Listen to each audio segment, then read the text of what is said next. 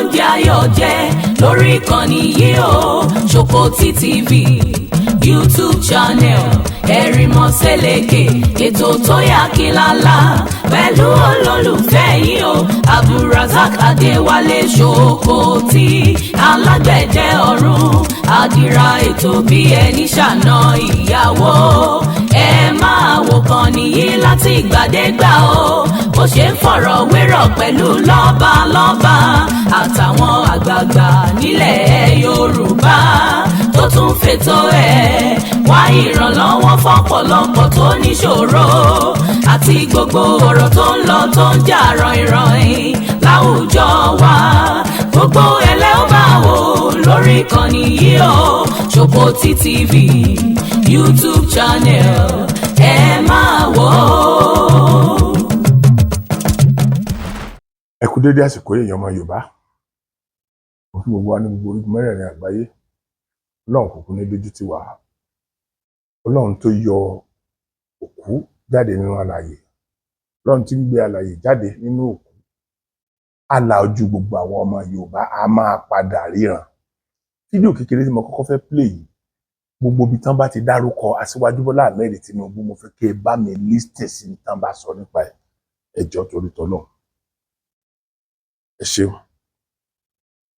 Watch this video to the end. Everything you want to know about insecurity in Nigeria is embedded in this video. Samaila Ibrahim Kaigama, thank you so much for being with us on the program. Thank you very much. All right, so talk to us about Borno. What is going on, and how are you people surviving? We just try to give people an idea of what Borno is going, what's happening in Borno from January up until yesterday. Yes. How are you people surviving this situation, and is there some kind of confidence in the work that the military is doing in Borno?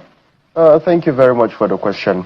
Actually, the whole thing is a bit complicated, I would say. Yeah. The military are doing everything they can. In fact, especially the ones in the forefront fighting, they are doing the best they can. If you see, it's been years since they've been fighting against terrorism, and you know all sorts of in Borno State and everything. I think without the military by now, that state would have been overrun. So I'd say they are doing a good job, but at the end of the tunnel of whatever they are doing, there is still a lot of political games being played. What do you mean by that? Yes, of course. You see some of these attacks, these are politically motivated attacks. Now let me put it very clear to Nigerians, because normally when I come on live or anywhere, they know what happens. I get to put out whatever. Now you look at these attacks happening from the period they started. It started around the political, in fact, campaign period, preparations for elections and all that. Now, the women of the Goshe, that is the 416 women and children, they were what? They were, at a specific point, you see the media talking about they were rescued, they were this, they were that. We did the mediations. I spoke to those people. I put those people into a position whereby they had to make a demand.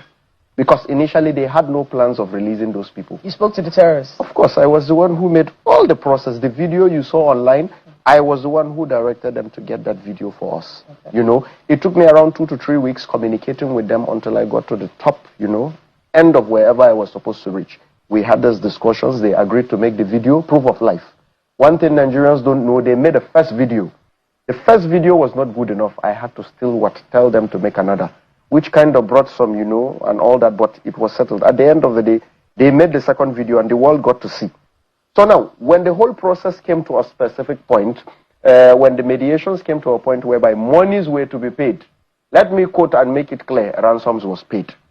Keep it aside, we know that. Yes, of course. Okay. Ransoms was paid in billions. How much? Around 5 billion was released. By who? Well, you want to call it the federal or state government, but ransoms were released.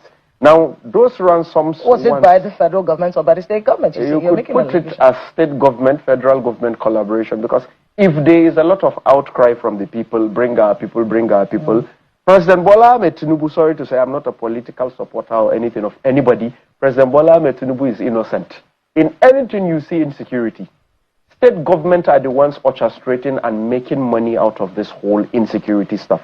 Now, when those monies was almost paid, as Senator Ali Dume, I quote and I quote again, as Senator Ali Dume, according to what they told me, and I have evidence to back that, they said there is a media person that calls himself a media person, a second mediator. He is them Senator Ali Dume, and government person. They told us to communicate with him. It is only through him that monies will be paid. Monies will not be paid through anybody because he is their in-house mediator.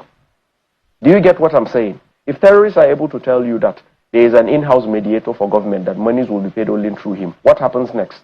I told them, look, go ahead, do the mediations with him, release our people, that is all I want. They said it is fine. Normally we don't cross who we started with, but we will do it since you decide you are fine with it. They went ahead, they made the mediations, they received ransoms. Now later, they complained to me that the ransom they received was 1.9 billion, whilst 5 billion was released. Where is the 3 billion 100 million, specifically? Who was the mediator sent in? They said it was a Senator Ali Dume mediator. So where are the monies? I have been speaking about this for a long time. You don't see DSS bringing in, okay, let's bring in these people. Let's see, let's investigate, let's get facts together. You don't see NSA saying anything. At a specific point, I try reaching Nuhu Ribadu. In every aspect, he says my call, he does not pick. Because at a specific time when the conversation started, I got his number through the same Senator Ali Dume. But when mediations and all the process was on and set, monies was about to be paid, the conversation just cut all of a sudden. Then later, they now told me, because they tell me certain things, they told me, look, they sent in a different mediator. They said monies can only be paid through him. You know? So where are the rest of the money? So when we said literally state government is complicit, I don't know about federal, but I know of state. And presently, the children in Musa that were kidnapped, I started another mediation with ISWAP. One of their people now confirmed to me that the Borno state government said, are they in mediations with Borno South Youth Alliance or Bosia President or anything? If they are, they should not, that they have who they would run their whole thing with and everything. All of a sudden, Borno state government commissioner at a forum played a video, a 9 seconds or is it 18 seconds video of the children being held by ISWAP. Where did he get the video? All of a sudden, Borno state government don't do things like this. Now, because we came into a mediation and we're exposing certain facts about monies being paid to certain people, all of a sudden, they now start talking to some of these cells that don't talk to these people. At the end, we have our own in-person. Now, we played something psychologically. We did that because we wanted to what? We wanted to trigger the state government to go in first before us, which they later bite to debate. And now you have a commissioner playing video of the people that were kidnapped. And we already said they are literally involved.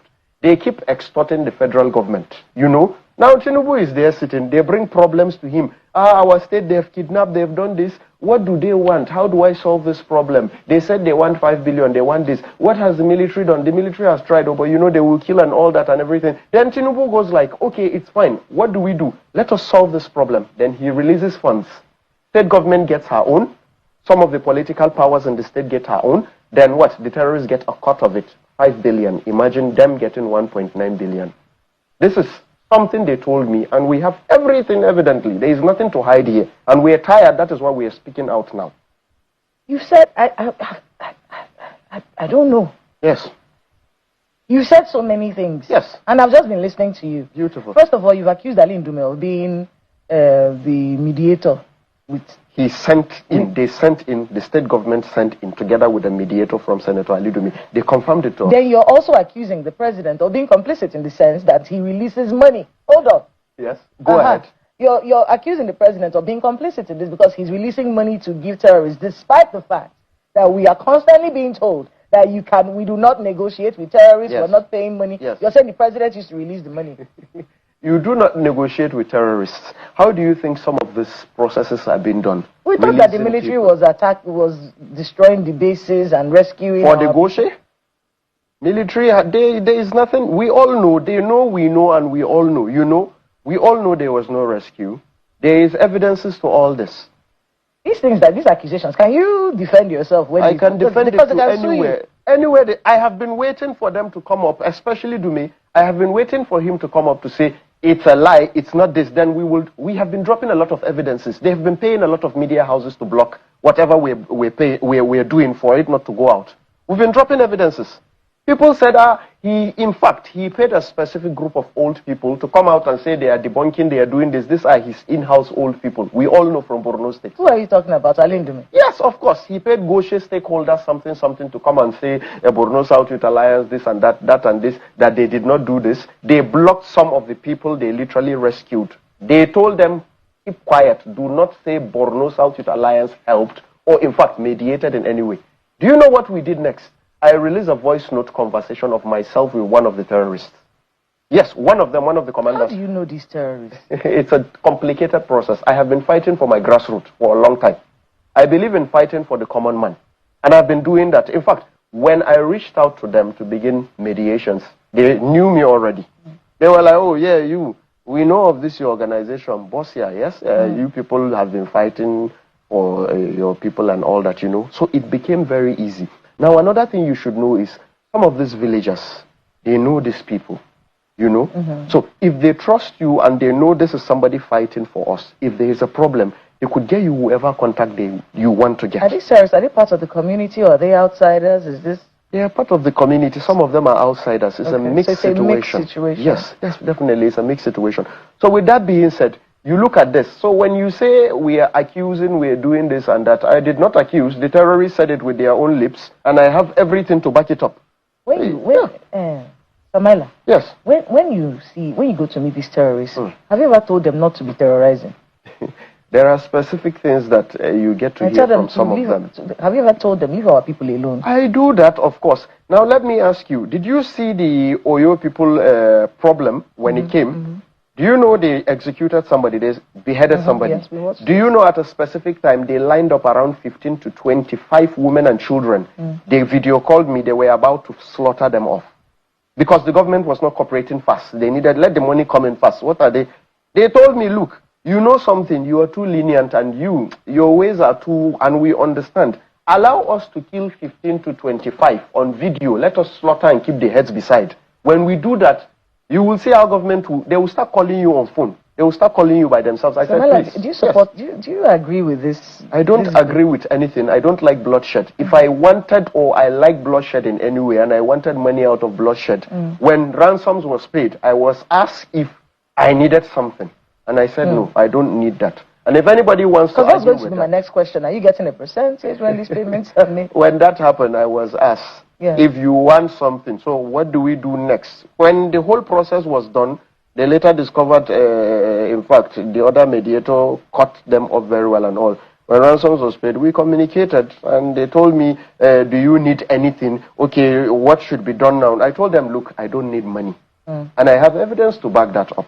Samala, when we are looking at insecurity as a country, all of us, we're looking at it. We're hoping that one day it will end. Yes. We're hoping that these terrorists will leave us alone. Let's have peace. Let the kidnapping stop. Yes. Is that something that you see happening? Yeah, well, in a specific aspect. The reason why I started Operation Sulhu da Zaman Lafiya, that is OSL, we wanted to stand in or be the gap between the local population and those people attacking them. We wanted to boycott their sponsors, and all. We wanted to be those people that can speak light and speak sense into them, whereby if there is an attack, we can ask. And we established that. And these few days, we had some conversations. They agreed that, look, if OSL is going to come in, we will be willing to have some discussions. I asked them clearly, I said, look, can we stop all this? He could not answer me because he is not whoever is in command. A few minutes later, he answered, look, we cannot fully stop whatever is happening because we are doing the work of God. But we can what? We can have some understandings. I said, look, my locality and our people, our zone, our 9 local governments is my problem. If I'm able to broker a deal with the government under OSL, will you people listen? They said, but we're already doing things with you. If it comes through you, we are willing to listen. Because already, now let me expose something to Nigerians. I don't care what goes down. Do you know presently, Boko Haram have not made any attacks since the release of the Goshe women. They have not done one attack. And it's confirmed and it's well confirmed. They all of them, they know. I know, but I'm not part of the system. So I need to speak out for my people because that is what brought me here now. You get? So presently, out of the conversations we had, I told them, look, there is something I'm trying to do, OSL, Operation Sulhu da Zaman Lafiya. You know how I carried out the whole discussions between me and you people with the Goshe women? They said, yes, and we are happy with it. We don't have a problem with you. I said, fine. You know I went the truth and everything. What you people needed was what I said. Whatever the process finished and whatever monies you people received, I did not collect a penny and I don't want a penny. Whoever you did your negotiations with were the ones who did whatever. They said, yes, we don't have a problem. I said, fine. This Sulhu da Zaman Lafiya, I want us to have something. We will ask you people to probably lay down your arms for 2 months, 3 months. Then from there, we see where it goes. You know, we want our farmers to be able to go to farms and farm. We want our people to be able to go to the bushes and fetch firewood. What did they say? They told me, yes, it's fine, we can work that. But do you know presently we are having that with the government already? Yes, presently, us and the government, through their mediator, we have a 40-day ceasefire program between us. So for now, we are on break. So Boko Haram is in mid-time break right now. Let me put it. Sorry, Nigerians, it is sad, but they are on mid-time break. My colleague, Ayo. Yes. He has a few questions. Go ahead, please. Go ahead, Ayo. Well, thank you, Kayla. It's very interesting to listen to some of the things that you have said. And I'm just wondering, if you have all this information, you have all these relationships, I'm wondering where you think the place of security agencies is in all of this. Because governors have said it over and over again, that these terrorists are not ghosts, they are not spirits, they are human beings. They have said repeatedly that we know these people. And you are confirming it now that these people are known. Now, if you know and have all of this information, when is it all going to come to an end? Because from the information coming up from even the Borno state government, they are saying that insecurity is going to reverse the successes that the state has scored in education. And you're saying now that insecurity is not looking like it is going to end. So wouldn't it be, those who are listening to you now will wonder why you are not giving all of this intelligence information to security agencies so that all of this nonsense can stop once and for all? All right. Thank you very much for your question, I think, Ella. Look, let me just make things very clear. I like going straight to the point. I don't have anything to hide. Reality is here. Now, you said the state government said something about reversing their policies and all that.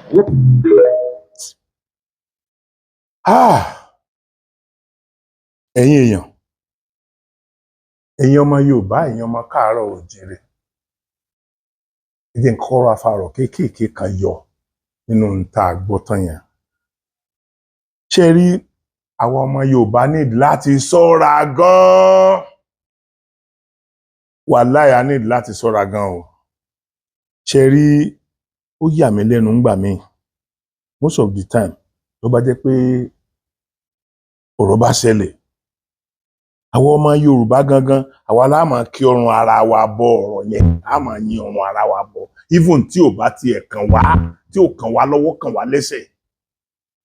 Ẹ dákun torí Ọlọ́run, a kì í ṣe ìrankíran. Ibo la ti rí irú eléyìí torí Ọlọ́run? And how do we get here?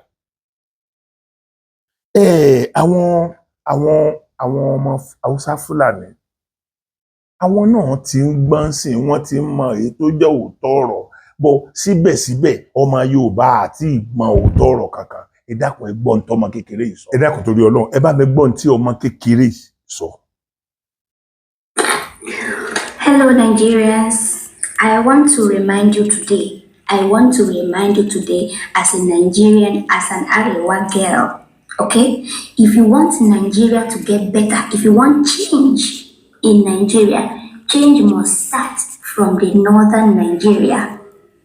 Change must start from the northern Nigeria. Northern Nigeria is the manufacturer of the core problem we have in the country today.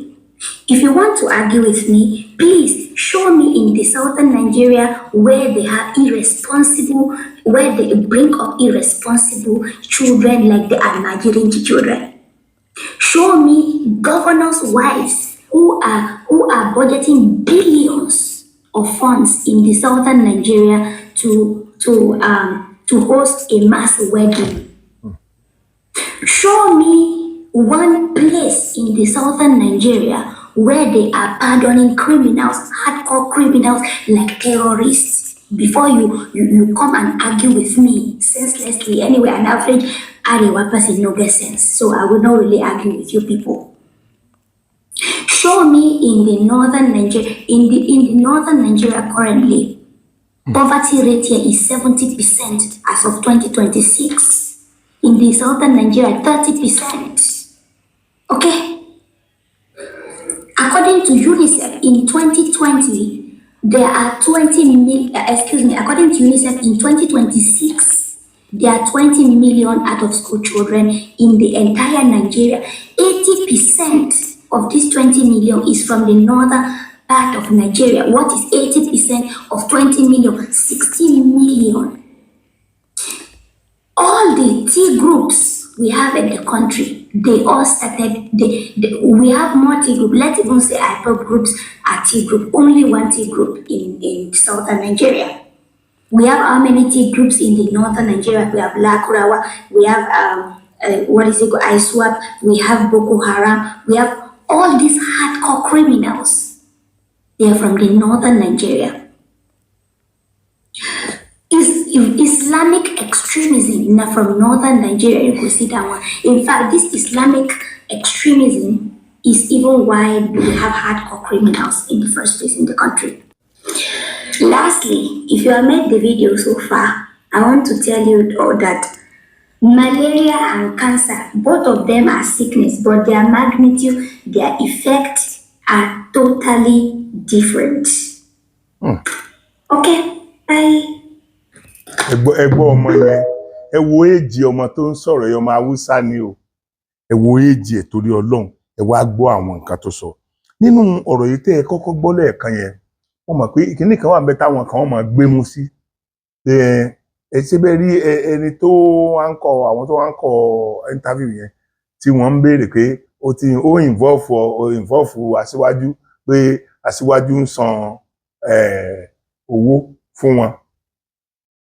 Ṣé ẹ mọ̀ pé tó bá jẹ́ pé ọmọ ìyá sista yẹn tó bá jẹ́ ọmọ ìyá rẹ̀ kan ni wọ́n mú, ǹjẹ́ ẹ rò pé irú ọ̀rọ̀ yẹn ó lè jáde lẹ́nu ẹ̀? Ọ̀rọ̀ tá a bá mọ̀ pé a lè sọ tí nǹkan bá ṣẹlẹ̀ sí wa ní ló yẹ ká máa sọ jáde náà. Kéèyàn ó sọ̀rọ̀ bí ẹni tí ọpọlọ rẹ̀ ò kún tó, ó máa ń dùn mí. Ẹgbọ́n tí bọ̀bọ́ yẹn sọ, ó ní Aṣíwájú Bọ́lá Ahmed Tinubu is innocent. Ó lóun sínú ẹgbẹ́ kankan, kò sínú tọ́kàn pẹ̀lẹ́gbẹ́, but is innocent. Ó nígbà tí wọ́n bá kó àwọn nǹkan ọlọ́run tí wọ́n bẹ̀rẹ̀ sí ní pariwo bring her back our boy, bring her back our kíní kan. Ó ní Aṣíwájú wa pé kí lẹ fẹ́ kí la ń ṣe pé àwọn sójà nǹkan wa ní agbára àwọn sójà ò ká ní kò ká níbi tó dé yẹn kíní kan, òkè kí làwọn wá lè ṣe so that àwọn tó ń pariwo sí lọ́rùn yìí wọ́n á lè fi lọ́rùn sílẹ̀. Tẹ́ bá wò dáadáa, ìjọba Aṣíwájú nìkan, ẹ wo iye àwọn èèyàn tí wọ́n ti rescue, forget about owó náà fi rescue ẹ̀, kíní kan náà fi rescue rẹ̀. At least àwọn tán lọ rescue last, àwọn ọmọ tí wọ́n kó ní Ògbómọ̀ṣọ́, ẹ wo iye ẹ̀mí sọ́jà, ẹbí ń pa àwọn sọ́jà, báwọn sọ́jà kan bá lọ. That is to tell you pé kì í ṣe pé wọn ò kí ń attempt, kì í ṣe ńgbà tí but téèyàn bá fi pamọ́ ló máa easy fún yàn láti wá, tó jẹ́ wọ́n ló fi pamọ́ fúnra rẹ̀, ó máa easy fún ẹ láti wá, because ibi tẹ́ ẹ fẹ́ attack ẹ fẹ́ attack kó ṣe àwọn tẹ́ ẹ fẹ́ rescue léṣe. Àwọn èèyàn ó kàn lanu, kálukú á kàn sọ̀rọ̀. Kẹ́rí ibi tí ọ̀rọ̀ àwa Yorùbá dé dúró, ẹ jẹ́ kí n fi máa Yorùbá kan rẹ̀. Máa Yorùbá yìí tí mo sọ fún yín, ó sì contest fún governorship l'Amẹ́ríkà. Ẹ dákun torí Ọlọ́run, lẹ́ni tó yẹ kó mọ̀ bẹ́tà ju irú àwa ẹ lọ, tó yẹ kó mọ̀ tọ́ irú àwa ẹ sọ́nà. Ẹ gbọ́ àwọn question aburú tó bí mi lórí Aṣíwájú Bọ́lá Ahmed Tinubu torí Ọlọ́run. Ẹ gbọ́ àwọn question yẹn. Iṣẹ́ rí gbogbo nǹkan láyé tí ẹ bá jẹ́ alábòsí, ẹ̀yin gan ó ti rí pé eléyìí alábòsí ni. Tí ẹ bá jẹ́ ẹni tó ń sọ ọ̀rọ̀ bó ṣe rí, ẹ mọ̀ pé eléyìí bó ṣe rí ló ń sọ. Ẹ dákun, mo fẹ́ kẹ́ ẹ listen gbọ́, ẹ má bínú, mo fẹ́ kẹ́ ẹ gbọ́ dáadáa kí torí mi gan mo engage ẹ má gbọ́.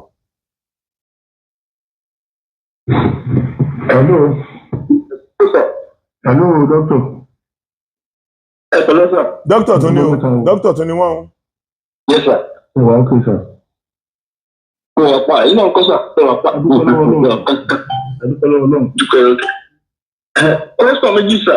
Nípa rúlà Nàìjíríà Bọ́lá Ahmed Tinubu tí kí ẹ lè sọ lọ́pọ̀ ẹ̀sà lọ́dọ̀ kìíní àná ẹ̀yìn wà lára àwọn tó bá ń bẹ̀bẹ̀ wọ́n bẹ̀bẹ̀ bí kí bẹ́yẹn ìgbọ̀lọ́ bá ti Amẹ́ríkà bá ti ọ̀rọ̀ kí ẹ̀ rí sí nípa bó ṣe ń ṣe ìlú Nàìjíríà. Ó dìbẹ̀ ń sọ papọ̀ ẹ sọ̀rọ̀ aṣíwájú Bọ́lá Ahmed Tinubu ẹ sọ̀rọ̀ Amẹ́ríkà ẹ sọ ìkọ̀ọ̀kan tẹ́ ẹ bá fẹ́ àǹsà fún. Ok sir, ok nípa ọ̀kan. Kí lẹ rí sí bó ṣe ń ṣèlú Nàìjíríà Bọ́lá Ahmed Tinubu sà jẹ́ ká ti bẹ̀rẹ̀ pẹ̀lú yìí. Mo dúpẹ́ ṣèlú Nàìjíríà dáadáa. Ok. Pẹ̀lú bó ṣe ń pààyàn àbí kó lè ṣe pààyàn kó tó di ẹ̀gbọ́n ẹ fi sẹ́ńtímẹ́ǹtì lẹ̀ àwọn ọmọ kéékèèké lẹ́yìn máa fi dùn yẹn tàn jẹ́. Àtọ́jú wo náà ti ń pààyàn ní Nàìjíríà? So ìgbà tó dé náà bẹ̀rẹ̀ sí ní pààyàn. Ok, èèyàn mélòó ló federal government mélòó ló ṣe iye rescue tó ń ṣe? Kí ló dé sọ ẹ̀rù pa àlọ́pọ̀lọ́ ara ni? No, sir, no, bá yẹ pé lọ́pọ̀lọ́. No, ẹ̀dẹ̀ sọ bí ẹni pé pẹ̀lú bọ́sẹ̀ ń pààyàn.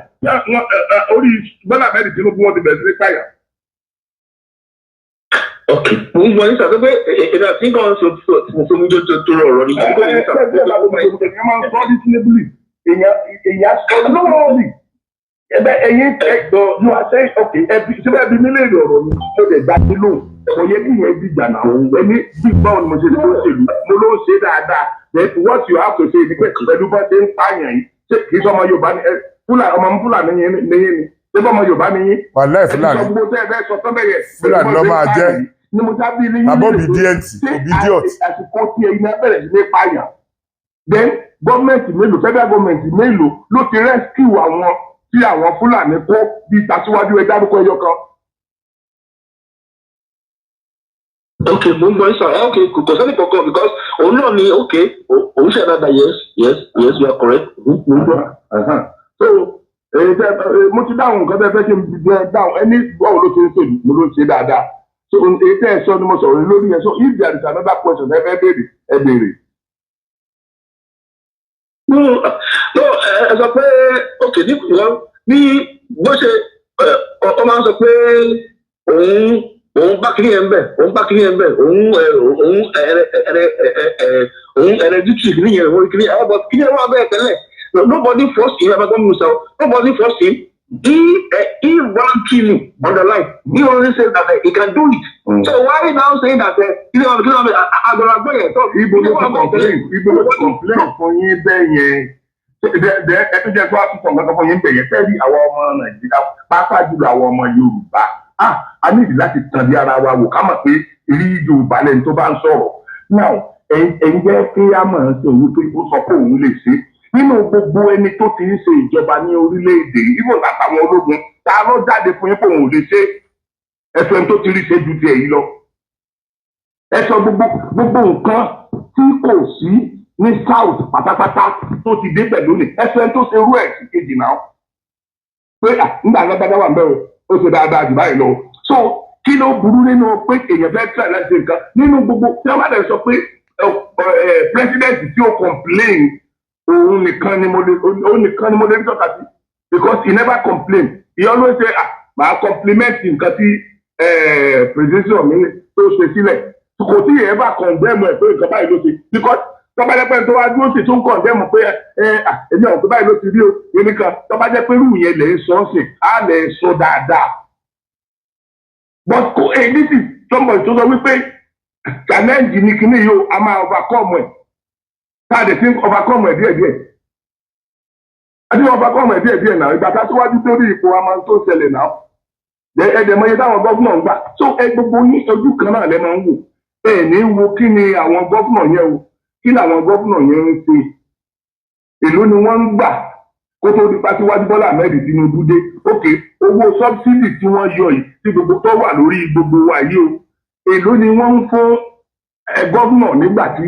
aṣíwájú ò ti dé èló ni wọ́n ń fún wọn ṣe gbogbo tí wọ́n ń fọ́n ṣe tàṣírì nira kò sí tí ì rí ọ̀rọ̀ táyà sọ yẹn ṣe tí ì rí gọ́fúnà kankan nínú gbogbo tàṣí state governor tí ì rí kankan tà lẹ́yìn then no fight fún autonomy local government ọ̀pọ̀lọpọ̀ state nísìn ni wọn ò fún àwọn local government wọn ní autonomy sọ̀rọ̀ lórí ìyẹn àwọn tó ń fún local government wọn ní autonomy ṣé nǹkan gidi ni wọ́n fi ṣe sọ̀rọ̀ lórí ìyẹn aṣíwájú náà ní gbogbo ẹ̀ Ọlọ́run ayọ̀ wá gan o. gbàgbọ́ sà ṣọ̀tì ń tọ́ sà tó pé aṣíwájú ni ruler Nigeria right now so the everything boils down onto him tó dáhùn ṣe ń sọ. ó lè boil down to him but gbogbo alámọ̀ pé ní sẹ́gímẹ́ǹtì wà lórí ìṣàkóso Nàìjíríà a mọ̀ pé local government wà a mọ̀ pé state wà a mọ̀ pé federal wà so tábà wà mọ̀ pé lóòótọ́ federal ń ṣe nǹkan tó yẹ kó ṣe fún state tí state ò dẹ̀ jẹ́ kí nǹkan yẹn ó débi tó yẹ kó lọ sẹ́wọ̀n lọ òun náà rẹ̀ tó máa pariwo so ó gbọ́dọ̀ wà ní gbogbo state léde àkílódà ń ṣe báyìí torí Ọlọ́run ẹ jẹ́ abẹ́rù Ọlọ́run náà. ẹ má kàn conclude bẹ́ẹ̀ yẹn ní ẹ̀kan sọ̀rọ̀ bẹ́ẹ̀ ẹ má kàn conclude bẹ́ẹ̀ yẹn. àwọn pàṣẹ bẹ́ẹ̀ bí mi yẹ o ní expect pẹ̀lú yín gáde máa béèrè àwọn ọmọ tí ò bá mú kankan mo believe ó lè máa béèrè irú pẹ̀lú. ẹ máa bí lọ́gà a lè béèrè ẹ máa gbọ́ tòkòtì a lè béèrè àbúrò yẹn bẹ́ẹ̀ ẹ̀rẹ̀ dá mi lóhùn gbọ́dọ̀ pé ọ̀rọ̀ ìròyìn jáde tẹ̀mí àwọn Amẹ́ríkà àyíká ń gbé ní tẹ̀sí bọ́ọ̀sì. àwa làwa máa ń jà. so àwọn máa béèrè bẹ́ẹ̀ ni mẹ́tẹ̀ẹ̀rẹ̀ so pé orí mi ìgbọ́dọ̀ pé ọ̀rọ̀ dàbẹ́ yẹn mọ́.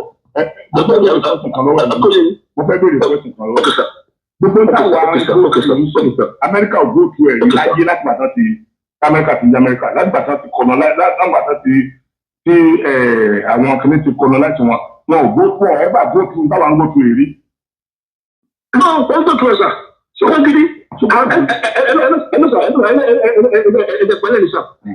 níbi 2 months ago tí wọ́n fẹ́ mo gbàgbọ́ ti governorship election ní California èmi àti kẹlùkẹ Donald Trump kiri nominee Donald Trump Steve Hilton tí Donald Trump endorse sí governor wọ́n rí gbẹ̀gidi pé Donald Trump wá pé èmi àti Steve Hilton yẹn because Donald Trump endorse Steve Hilton is a Republican so kí ló wá fún náà so gbogbo kiri ríkì tó ṣe ń sà àkàrà tó yẹ wọlé fún ọ̀rẹ́ sí kí ló wá bí sà kí ẹbí kan lè jù bẹ́ẹ̀ lọ kí ẹbí kan lè jù bẹ́ẹ̀ lọ ríkì yìí kan ẹ náà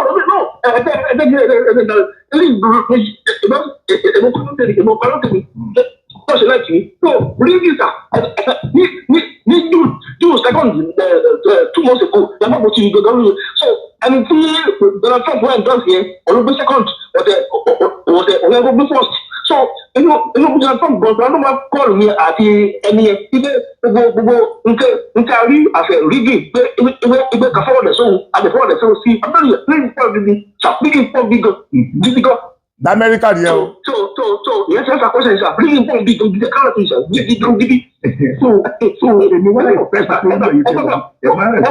mo ti fẹ́ sọ kí nìkan ẹjọ́ sà ẹnu níbi ìdúró sí ọdún máa ń tàgbọ́n bí ìbò ẹnìkan wọn olùkọ́ mama yìí tom stella tom tom last name STEYER máa yẹ is a billionaire ó fẹ́ ra ìbò àbáyọ ẹgbẹ́ tẹ̀sẹ̀ mọ́mì tó máa ń ṣe bẹ́ẹ̀ yẹn ọmọ kò sí ni àti gbogbo àwọn tó à ń gbogbo mọ́ra bẹ́ẹ̀ ẹnìkan pẹ̀sà tom stella tom steer olóògbétọ́ọ̀dì tom steer ó fẹ́ ra ìbò sà ìbò ó fẹ́ ra ìbò ọ̀tẹ̀ akamu orúkọ ẹ̀gẹ́ ni tom steer TOMSTEYER tom steer so ibi tó lè jí bẹ́ẹ̀ sà. Amẹ́ríkà. Okay, that now tell you pé kí nǹkan bí bẹ́ẹ̀ ń sọ ni tó bá ń ṣẹlẹ̀ ní Nàìjíríà responsibility irú ẹ̀yin tẹ́ tó ti jáde tójú yín là sí so many things ní láti máa give advice kì í ṣe láti condemn because nǹkan tẹ́ lọ́wọ́ ẹ̀yin náà pàṣẹ rẹ̀ lọ́dọ̀ yín bẹ̀yẹn. Advance ẹ̀dùn sà advance ọ̀hún mo ṣe kọ́ọ̀lù yìí ẹgbẹ́ dọ́kítà náà ẹ kọ́ọ̀lù mi mo ń gbà advice náà ni èmi ń ṣe pé bẹ́ẹ̀ mo ń gbà bọ́ọ̀sì gbogbo kí ní abẹ́ bọ́ọ̀sì ni mo sọ pé ọ̀gbọ́n ẹgbẹ́ kíkọ́ bọ́ sẹ́kọ́ńtọ̀ tó ń ṣe ẹgbẹ́ dọ́kítà náà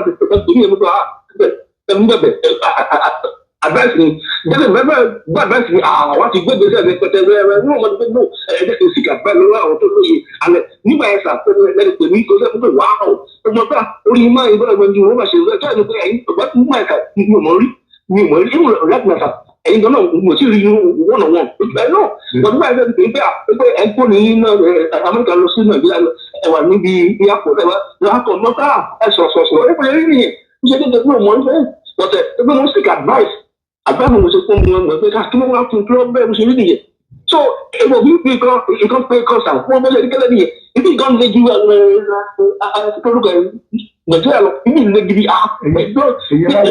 ẹwọ iye ọdún táwọn ti gba òmìnira ẹwọ ìgbà táwọn tó gbà. ṣé o tábà rí àwọn ọ̀sán tó rọrùn jù lọ́dọ̀ wa náà tábà rí àwọn nǹkan nígbà yìí tí wọ́n wà níbi àwọn advanced country yẹn ẹ máa ọba advice ní lórí ẹ̀.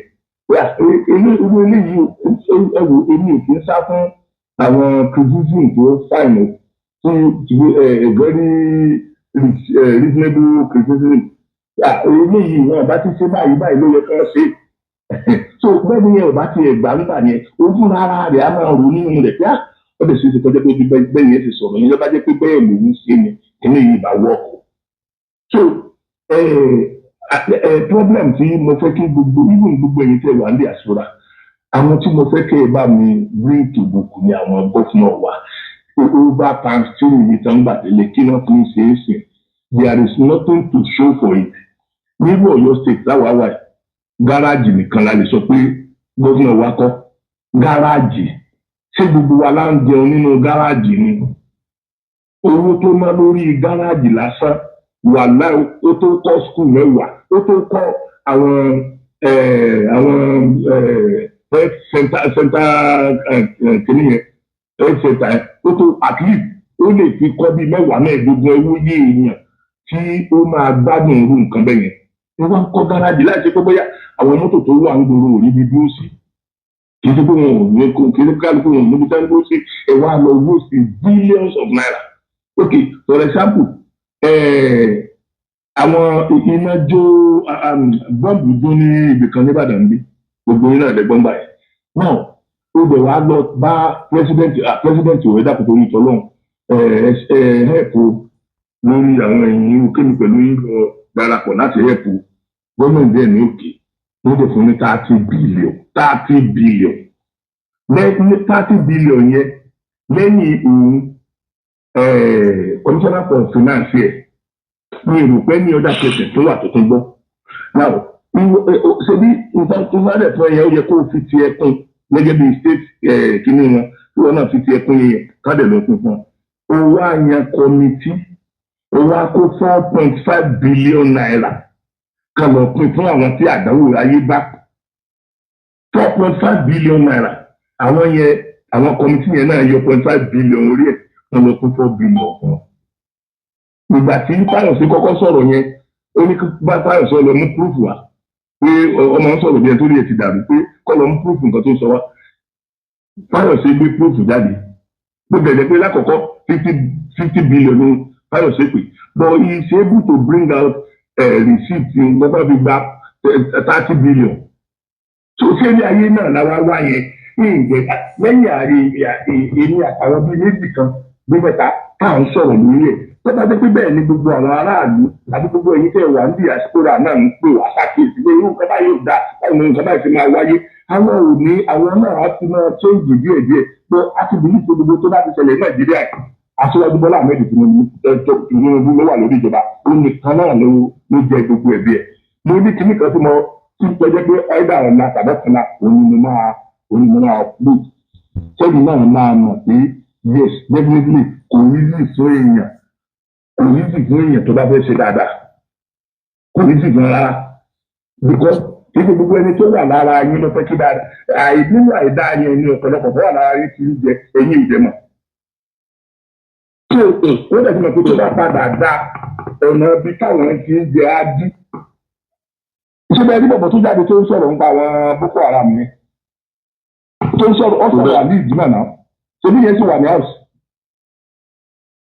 òkè òun ló ń jẹ́ agbódegbà ó sọ iye bílíọ̀nù kan gbà lórí àwọn kan iye bílíọ̀nù kan lọ́dọ̀ àwọn bọ̀bọ̀ yẹn ó sọ bí báwọn ṣe sọ̀rọ̀ dé nígbà tó ń negotiate pẹ̀lú wọn ìgbà tó débi kan tó wọn dáhùn ló mọ̀ wọ́n sọ pé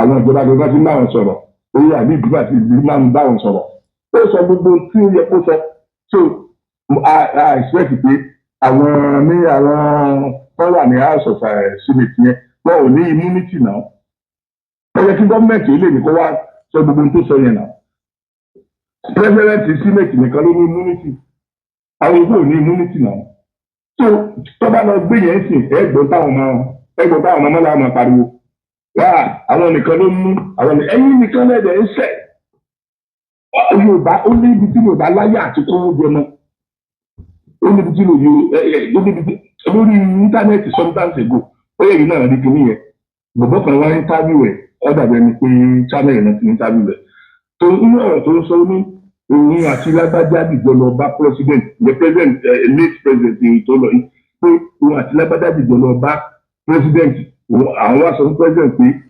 president we are tired of stealing money we are just tired of stealing money. ó ní látàtà àwọn kò fẹ́ gọ́ọ̀mẹ̀ntì pé Buhari ò ní nǹkan kan ṣe sí kódà kò tí ẹ̀ ṣe ń tarugótà kò tí ẹ̀ pé àwọn èèyàn jọ láti béèrè pé ló ṣẹlẹ̀ mẹ́. so automatically gbogbo nǹkan yẹn díẹ̀ ni ó máa lọ tábà ní nǹkan mìíràn tó wọ́n rọrùn tí gbogbo wa bá lè sọ tó bó bá dé tó gba àlàyé jáde tá à ń sọ. ṣé bí mo bẹ́ẹ̀ bá jẹ́ pé ẹ máa ń wo kòtò dáadáa mo lọ sí Òṣogbo láti Ìbàdàn mo ti kọjá odò àṣejì lẹ́yìn ni mo bẹ̀rẹ̀ sí ní ibẹ̀ ní bọ́dà àwọn àtọ̀fúnwà láti ibẹ̀ ni mo ti rí pé gbogbo pósítà bọ̀bọ̀ tó wọlé president gbọmọ gbogbo pósítà ẹ̀ ní ọ̀fà àyà títí dé Òṣogbo ó dẹ̀ wà lẹ́gbẹ̀ẹ́ tà ń bọ̀ èmi dẹ̀ rí APC mi ní in principle APC mi ní so now èmi dẹ̀ jáde mo wá kọ̀ndẹ́mù ẹ̀ mo ṣépè fáwọn tó ń ya pósítà yẹn mo dẹ̀ jẹ́ ká mọ̀ pé mi ò sínú political party present governor APC lèmi ṣùgbọ́n báwo ni ti APC tèmi ẹni tó jẹ́ candidate tèmi tó máa wà lẹ́gbẹ̀ẹ́ tiẹ̀ tí wọ́n dẹ̀ fa gbogbo tiẹ̀ ya tí wọ́n ya ẹyọ kan nínú tiẹ̀ láti Ìbàdàn títí lóṣogbo. ó ń jó tó bá jẹ́ pé gbogbo àná lálẹ́ sọ́rù yẹn tó bá jẹ́ pé bẹ́ẹ̀ mi ṣe sọ yẹn èèyàn bíi 8 10 20 ní ti ń complain òun náà ojú òtí náà so àwọn nǹkan tá a bá rí tó bá rọrùn gangan ní ká máa complain lórí ẹni tó bá wá ṣe tó rọrùn yẹn ní ẹjẹ amórúkọ ẹ jáde tá a bá ti mórúkọ ẹ jáde ẹrú náà bò náà pé àtàwọn èèyàn ń wò wọn àtàwọn èèyàn rí nǹkan tó ń ṣe so nǹkan tó ní ẹbí ló yẹ. Okay, sister, but nípa ẹ mention the word wrong yẹn okay back to Bola Ahmed Tinubu again. Now nípa Lansing because last week I saw gbogbo kí FBI something gbogbo wọn ti gbé jáde rẹ Lansing kí ni drug case ẹ àwọn FBI ọmọ ẹgbẹ́ jáde so kí ni ẹ̀yin rí nípa kí ni drug case yẹn. bọ́lá mi ọ̀rọ̀ drug case ẹ mọ iye ìgbà tó ti gbé lọ sí kóòtù lórí ọ̀rọ̀ oṣù kìíní kan ọ̀rọ̀ ojúwó ọgbà ṣé gbogbo yẹn ni ká máa tẹ̀ bàtì ní àbí tó ń ṣe sáwọn tó ń ṣe head of state tẹ́lẹ̀ tí wọ́n ò ṣe irú ẹ̀ yẹn tí Babangida ò pa àyàn nítorí ọ̀rọ̀ drug yìí wọ́n ti the head of state ó máa wù mí kí n publish ọ̀rọ̀ tó nìkan ló ń jọ sọ ìdá ọlọ́run gbọ́ wọ́n yẹ kí n gbé conversation ọ̀rọ̀ pẹ̀lú yìí jáde. So by ọ̀la ni àwọn FBI fẹ́ tún gbogbo síta wọ́n tún gbogbo ẹgbẹ́ ọ̀rọ̀ kí drug case yẹn okay now òun dìnnà pé okay o nípa owó tó pè lọ fi $400,000 tó fi gbé pé no ìpè ó ṣàṣẹ gbogbo ẹgbẹ́ bísà àwọn bí o dàbí Nàìjíríà nípa kìí yẹ pé wọ́n ní gbogbo fáìlì yẹn gbogbo ẹ̀ ibùdó ẹgbẹ́ 100 years ago ni gbogbo àwọn intact ẹgbẹ́ wọ́n lè gbé jáde wọ́n ní kàbí náà wọ́n gbé jáde fẹ́ẹ́ nìyẹn gbọ́dọ̀ pé bẹ́ẹ̀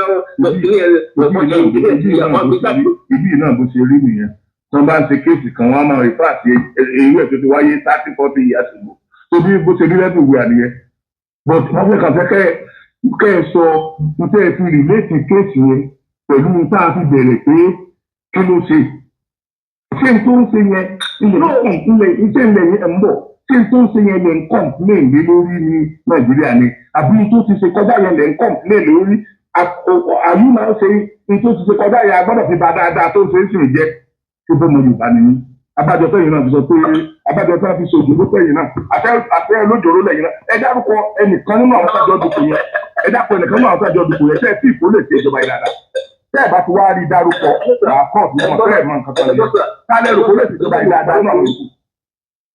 mo ń bọ̀ máa ń ṣàyẹ̀sí.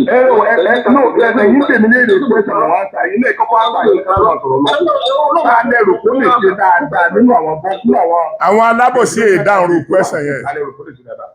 ẹ mọ̀ pé mo ń bọ̀ máa ń ṣàyẹ̀sà mo ń bọ̀ ṣà kí n tó ṣàyẹ̀ mo ń bọ̀ lọ nípa tèmi tó fẹ́ mo ti parọ́ pé mo parọ́ fún yín sí mo parọ́ fún pé mo fẹ́ bí gan wọn ẹ̀sà tí mo bèrè kọ́lẹ̀ dáhùn búrọ́dà ibi mo bèrè ẹ má fà mí ẹ̀yìn èmi ò ṣe ọlọ́pọlọ dúdú èyí tí mo bèrè lọ́wọ́ yín ni nínú àwọn tó jáde ń sìn fẹ́ nínú àwọn tó jáde fún pẹ́sidẹ́ǹtì yẹn tàbí tí ẹjọ́ jáde kó n tó wín nìyẹn ẹ sọ ẹni tẹ́ ẹ̀rù kó lè ṣe bẹ́tà dálẹ́ ẹ̀rù kó lè ṣe bẹ́tà.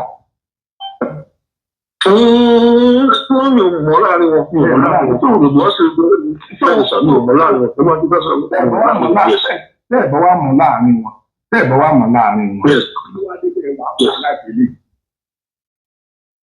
nígbà tí ẹ wá fà láìpẹ́ yẹn lè ní rí tẹ́ ìgbé ìṣẹ́ náà. Ìpínlẹ̀ sábàjẹ́ mo mọ irú yín àwọn obedience ni ẹ máa jẹ́ ẹ̀ẹ́dẹ́gbẹ́ tó jáde lọ bá kò ní kandidate ní tó káàkiri orí ìdílé ni obedience ni ẹ máa jẹ́ ẹ má wulẹ̀ gbàgbé lórí ẹ̀ nǹkan tá a jọ ń sọ yìí máa gbé program lórí ẹ̀ wá gbé program ọlọ́run bọ̀ sí lẹ́nu ẹ má sọ̀rọ̀ sí ẹ lẹ́nu ẹ má sọ̀rọ̀ sí mi lẹ́nu mo sọ ẹ má sọ̀rọ̀ sí mi lẹ́nu lọ́nà àmì lọ́dọ̀ òbíjẹ̀ mi. gbogbo ọ̀rọ̀ yín tó jẹ mọ́ nìyẹn náà. ọlọ́run tó sọ̀rọ̀ sí mi lẹ́nu. ẹni tí bá wá rí di ẹ máa gbọ́ tí mo wá rí di ṣe ẹ̀yin fúnra ara yẹn wà lọ́wọ́ kọ́mẹ́ntì táwọn èèyàn sọ. àní ẹ má sọ̀rọ̀ sí mi lẹ́nu pé bẹ́ẹ̀ ẹ má sọ̀rọ̀ sí mi lẹ́nu pé kí bẹ́ẹ̀ ló gbòbí dẹ̀ ní ọ̀rọ̀. mo bí ìpè ń tẹ́ ẹ jẹ́ nìyẹn torí tẹ́ ẹ bá jẹ́ bẹ́ẹ̀ tí pẹ́sidẹ̀ntì kan bá wà lórí oyè tó ń ṣe dáadáa. Your belief ẹ bá gbọ́ sà your belief is zero nothing not at all ẹ wà wrong bẹ́ẹ̀ your belief is zero. ẹni tó bá tó fún ìpààyàn ìdá àti ìpinnu ọ̀pààyàn náà ti bẹ̀rẹ̀. because òun ló wà lórí oyè ní sọ́sẹ́ ń béèrè pé ọ̀rọ̀ ilé ní wọ́n bèèrè náà ní pé ṣé wọn ọ̀pààyàn nígbà táwọn yòókù ń bẹ lórí oyè tí èèyàn tẹ́ pa ń sẹ́yìn lẹ́nu ìgbà tó ń dé yìí só ti tó ń tọ́ pa nígbà tí ẹ tó kù ń bẹ kù ń bẹ.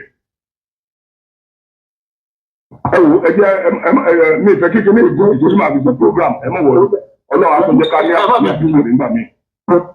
ẹ má jẹ kó gùn jù ẹ jẹ kó gùn jù tó dà máa lè fi ṣe program.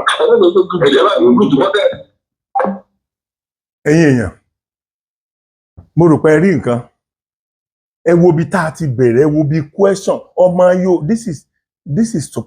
this supposed to be a Yorùbá man o ẹ wo bí tó ti bẹ̀rẹ̀ question ẹ wo bí tó ńgbà tí mo tákù ẹ̀ torí pé kò mo dust òun lórí àwọn nǹkan tó sọ yẹn ẹ wo question tó tún béèrè wọ́n fẹ́ ṣe kéèsì wọ́n fẹ́ gbé kéèsì kan dìde ṣe rí gbogbo àgbàlagbà kọ́ ni ó lè tọ́ ẹ sọ́nà o nígbà tó bá pàdé àgbàlagbà tó sọ́nà tó dá bàbá ẹ dákun mo ti rí pàgbàlagbà ní ẹjọ́ ọ̀rọ̀ báyìí mo fẹ́ fi lọ yín ọmọ àbọ̀yá wèrè ló ti dàgbà ìgbà míì a máa believe pé àwọn tán wà lu òyìnbó yẹn gbogbo nǹkan ló yé wọn ẹ dákun ẹ gbọ́ bẹ́ẹ̀ ni ìṣe sọ̀rọ̀ ẹ wo gbogbo ohun tó ní wọ́n ṣe fóun l'Amẹ́ríkà of recent ni o tí wọ́n ṣe fóun ẹ wo bó ṣe condemn Amẹ́ríkà bó ṣe wá condemn Amẹ́ríkà yẹn kí lórí gbèsè lọ́hùn-ún ta lórí bá fà á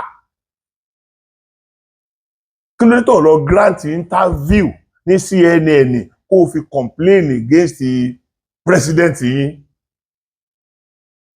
torí ẹ̀yin èèyàn àwọn ọmọ Yorùbá ni mo fẹ́ bá sọ̀rọ̀ tó bá wù wá ni ká gbọ́ tó bá wù wá ká má gbọ́ èmi á máa ṣe ìsítí fún wa ẹni tó bá fẹ́ kí Aṣíwájú Bọ́lá Ahmed Tinubu ó wọlé lẹ́lẹ́kejì kì í ṣe Aṣíwájú Bọ́lá Ahmed Tinubu ló ń fẹ́ o Yorùbá ló ń fẹ́ o nítorí pé Yorùbá tó bá lọ́pọlọ dáadáa yóò lè ṣàpèjúwe nǹkan tí aṣíwájú ti ṣe fún ìran ọmọ Yorùbá láti gbé wa lọ́wọ́ sókè ju bí a ṣe ever gamọ tẹ́lẹ̀ lọ ju bí a ṣe gamọ tẹ́lẹ̀ lọ ẹ wo bí tí aṣíwájú gbé ìran Yorùbá délé ni síbẹ̀síbẹ̀ ọmọ àlè Yorùbá wà tó jẹ́ pé màmá ṣe mistake ìgbà oyún wálé ni wọ́n wà ọmọ ọkọ Yorùbá tó ti yọ ọmọ àlè wà àwọn ọmọ ọkọ wà tó jẹ́ pé àtìyá àti bàbá ọmọ ọkọ ni wọ́n ṣùgbọ́n àwọn tán rìn mọ́ ni wọ́n fi wà jọ so ìwà ọmọ àlè ni wọ́n ń hù àwọn yẹn náà wà àwọn tó jẹ́ wípé ọmọ ọkọ ni wọ́n ìyá bàbá Yorùbá ni wọ́n tó wá ń ronú bí ọmọ Yorùbá àwọn yẹn wà so kì í ṣe gbogbo ìlú kì í ṣe pé nítorí pé ìlú kan lèèyàn ń gbé ló fi lè gbọ́n kì í ṣe pé nítorí pé ìlú kan lèèyàn ń gbé lóye fi lè yé èèyàn ẹni tí ó bá jẹ́ alápárùtù náà ni ó máa jẹ́ òun náà dẹ̀ máa pàdé àpárùtù yẹn lójú ọ̀nà rẹ̀ ni ìyẹn ni ti dókítà yìí mi ò bú yín o after all mo sọ fún yín pé màá sọ mo dẹ̀ fẹ́ káwọn èèyàn ẹ dákun torí Ọlọ́run èèyàn ọmọ Yorùbá lórí ọ̀rọ̀ tèmi pẹ̀lú èyí Joshua àti tó ń sọ yìí mo fẹ́ kẹ́ make kọ́mẹ́ǹtì lórí òun náà then kẹ́ wá kọ́mẹ́ǹtì lórí gbogbo ohun tẹ́ ẹ gbọ́ nípa àwọn tí wọ́n sì ń gbé wa dòní kí ló ń porúkọ Ìdúmẹ̀yẹ alẹ́ Ìdúmẹ̀yẹ ó sì wà ní áùsì dì sìn wọ́n dẹ̀ báyìí dè tí ń sọ̀rọ̀ yìí ti pẹ́ ó ní òun ti àwọn ọ̀rọ̀ táwọn pẹ̀lú àwọn ará bí ẹjọ́ sọ òun ti fi sórí afẹ́fẹ́ rí pé wọn ò jẹ́ kó rìn wọ́n pa wọn ò jẹ́ káwọn tó yẹ kó gbé ó gbé owó náà fi pa látìgbà yẹn kò dẹ̀ lọ gbé ẹni yìí kò dẹ̀ gbé lọ kóòtù ó túmọ̀ sí pé n tí ó ṣẹlẹ̀ lẹ́ni yìí sọ gbọ́dẹ̀ sí ń sọ̀rọ̀ ló ń sọ pé gbogbo ohun tóun sọ yìí yóò ní ẹ̀rí wà fún ẹ jẹ́ á ronú wa o ẹ má jẹ́ kí wọ́n fi ire tiwa ṣàpọ́nlé o mi ò sọ pé a lè rí Yorùbá mi náà tí ó dìbò fẹ́ lómi o torí kò lè jẹ́ Yorùbá nìkan ní dìbò fàṣíwájú Bọ́lá Ahmed Tinubu báwa náà ṣe ń wá bò nílẹ̀ Yorùbá bẹ́ẹ̀ làwọn ilẹ̀ Haúsá bẹ́ẹ̀ làwọn ilẹ̀ Ìgbò bẹ́ẹ̀ ni àwọn Ìgbò náà máa wá nílẹ̀ Haúsá tí wọ́n máa wá nílẹ̀ Yorùbá so bẹ́ẹ̀ làwọn Haúsá náà máa wá nílẹ̀ Yorùbá tí wọ́n máa wá nílẹ̀ Ìgbò ṣùgbọ́n èmi kàn fẹ́ káwọn ọmọ Yorùbá orí náà rí n tó ń ṣẹlẹ̀ lọ́wọ́lọ́wọ́ báyìí pé ó fífọ́ wa n tí ó fi wá disfavour wa ọmọ wàyé o àpọ̀lọpọ̀ nǹkan autonomy tí ń wà lórí ẹ̀sìn o tẹ́ bá tó wò ń sìn ọ̀rọ̀ regionalization ń sìn ẹ wo bí tá ti bá dé ẹ wo bí tí ọ̀rọ̀ regionalization dé ṣé wọ́n súnmọ́ bí yìí rí ṣé gọ́fìmẹ̀ntì kankan súnmọ́ bí tán ti bá dé stage tán bá dé yìí rí èmi ò ní kí àwọn tí ó bá gbọ́ gbọ́ èmi ò ní káwọn tí ó bá ní gbọ́ má gbọ́ so bó ṣe wáyé ẹni tí ó padà regret inú ọmọ Yorùbá yóò regret ẹni tí inú ẹ̀ ó dẹ̀ padà dùn pé yes bá a ṣe wí náà lórí inú ẹ̀ ó dùn so ẹ̀yin ọmọ Yorùbá kò ní bí báyìí lọ òkè gbogbo wa wípé ojú ọ̀fẹ́ làwọn.